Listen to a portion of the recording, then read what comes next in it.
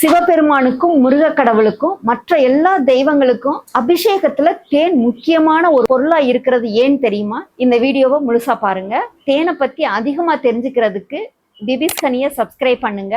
நான் doctor Josephine, founder of VB's honey.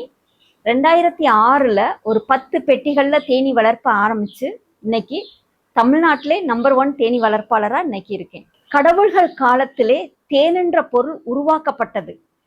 இது இன்னைக்கு நேத்து வந்த உணவு கிடையாது. கடவுள்கள் காலத்திலே தோன்றிய ஒரு உணவு தான்.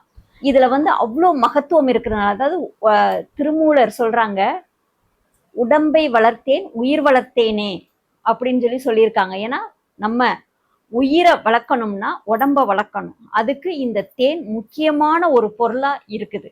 அது போக எல்லா கடவுள்களுடைய அபிஷேகத்திலையும், அதாவது பால் அபிஷேகம் உண்டு, நெய் அபிஷேகம் உண்டு, தேன் அபிஷேகம் இருக்குது.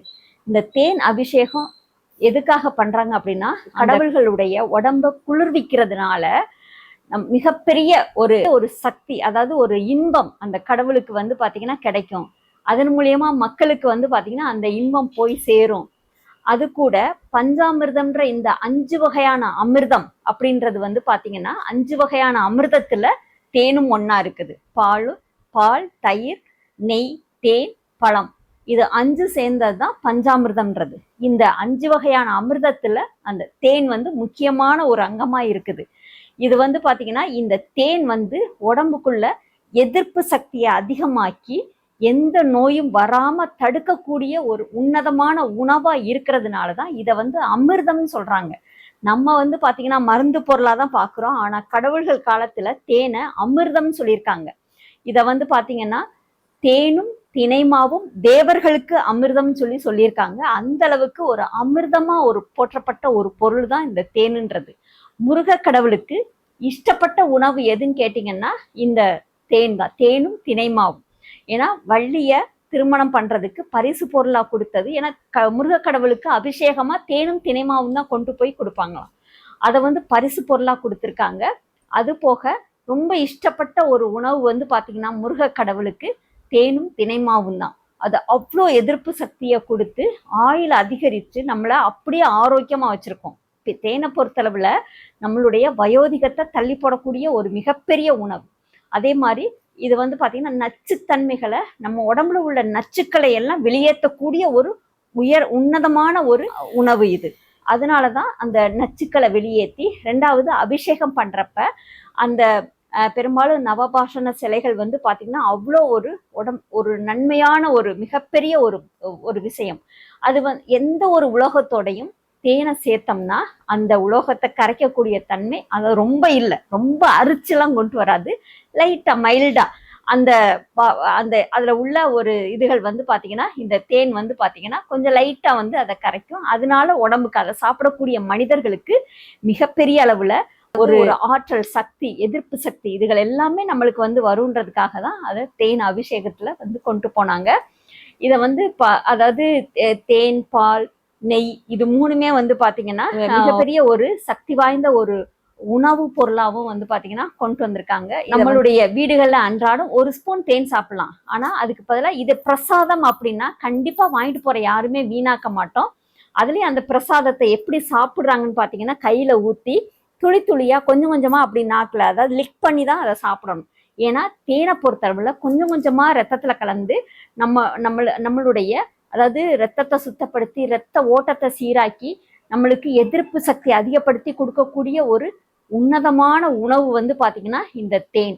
இதை எல்லா கடவுள்கள், அதாவது முருக கடவுளுக்கு மட்டும் இல்ல, அம்மன் கடவுள்களுக்கும் சரி, அதுல பண்ற அந்த அதாவது நிறைய இடத்துல பாத்தீங்கன்னா யாகம் நடத்துவாங்க. அதுல ஃபுல்லா நெய்யோட தேனும் பாத்தீங்கன்னா அந்த யாகத்துல ஃபுல்லா ஊத்துவாங்க. இது பாத்தீங்கன்னா ரொம்ப விசேஷமானது. நெருப்பை இன்னும் அதிகமா எரிய வைக்கக்கூடிய தன்மை நெய்யுக்கும் உண்டு, தேனுக்கும் உண்டு. அதனாலதான் அந்த யாகம் வளர்க்குறப்பவும் சரி, எல்லாத்துலயுமே இந்த தேன் முக்கியமான ஒரு பொருளா இருக்கு. அகத்தியரோட மிகப்பெரிய மருத்துவத்துல அனுபானமா இந்த தேனை பயன்படுத்தியிருக்காங்க. எல்லாத்துலயுமே அனுபானமா வந்து பாத்தீங்கன்னா தேன் இருக்கணும். எல்லா லேகியத்திலையும் பாத்தீங்கன்னா தேன் வந்து அனுபானமா பயன்படுத்தி இருக்காங்க. இது ஒரு முக்கியமான ஒரு பொருளா இருக்கிறதுனாலதான் சித்தர்கள்ல இருந்து கடவுள்கள்ல இருந்து இவங்க எல்லாமே இந்த தேனை வந்து பயன்படுத்தி இது மனிதர்களுக்கு ஆரோக்கியத்தை கொடுக்கக்கூடிய ஒரு பொருளா இருக்கிறதுனாலதான் இதை வந்து பயன்படுத்தியிருக்காங்க. அது போக நவபாஷண சிலைகள் தயார் பண்றதுக்கு தேனை வந்து பயன்படுத்தியிருக்காங்க.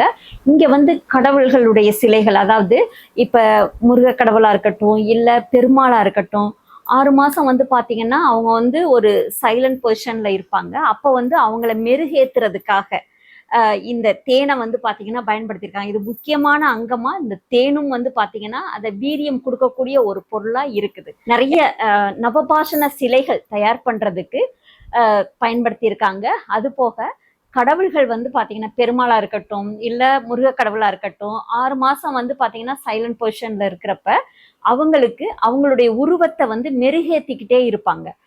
அன்றாட பூஜை பண்ணி அவங்களுக்கு மெருகேத்திக்கிட்டே இருப்பாங்க. அதுக்கு வந்து தேனை பயன்படுத்துறத நான் பார்த்துருக்கேன். தேனை வந்து அவங்க தயார் பண்ற அந்த மூலிகையில இந்த தேனும் முக்கியமான ஒரு அங்கமா உள்ள இருக்குது. இதை வந்து பூச அப்படியே பிசின் மாதிரி அவ்வளோ ஒரு பவரா இருக்குது. அதை மெருகேத்தி தான் அடுத்து வந்து பாத்தீங்கன்னா பூஜைக்கு வந்து நம்மளுக்கு கொண்டு வர்றாங்க. அதுல அபிஷேகம் பண்றப்ப அவங்க போடக்கூடிய அத்தனை பொருட்களும் ரொம்ப வீரியம் உள்ளது. ரொம்ப மனித உடம்புக்கு கிடைக்கக்கூடிய மிகப்பெரிய சத்துக்கள் அதுல சக்திகள் வந்து பாத்தீங்கன்னா அதுல இருக்கிறதுனால அதுல அதுக்கடுத்து அபிஷேகம் பண்றப்ப நம்மளுக்கு அந்த இதுகள் கொஞ்சம் கொஞ்சமா அந்த அபிஷேக பொருள் பண்றதோட சேர்ந்து வர்றப்ப நம்மளுக்கு எதிர்ப்பு சக்தி அதிகமாகும்.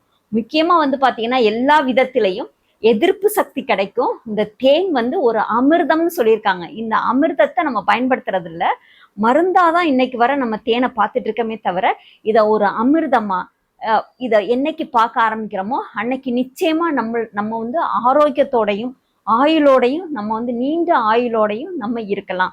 இதை வந்து அன்றாடம் ஒரு ஸ்பூன் சேர்க்கறதுக்காக வீட்டிலே தேனி வளர்ப்ப நம்ம கத்துக்கிறதுக்காகவும் வீட்டுக்கு ஒரு தேனி பெட்டி குடும்பத்திற்கு ஆயுள் கெட்டின்ற ஒரு ஸ்லோகத்தை கொண்டு போயிட்டு இருக்கேன்.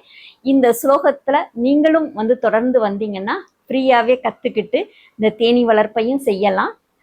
இன்னும் நிறைய தகவல்கள், அதாவது இந்த தகவல்கள் உங்களுக்கு அதிகமா பிடிச்சிருந்தா உங்களுடைய ஃப்ரெண்ட்ஸ் அண்ட் ஃபேமிலிக்கு ஷேர் பண்ணுங்க. தேனுக்கும் தேனீக்கும் விபிஸ் ஹனியை சப்ஸ்கிரைப் பண்ணுங்க.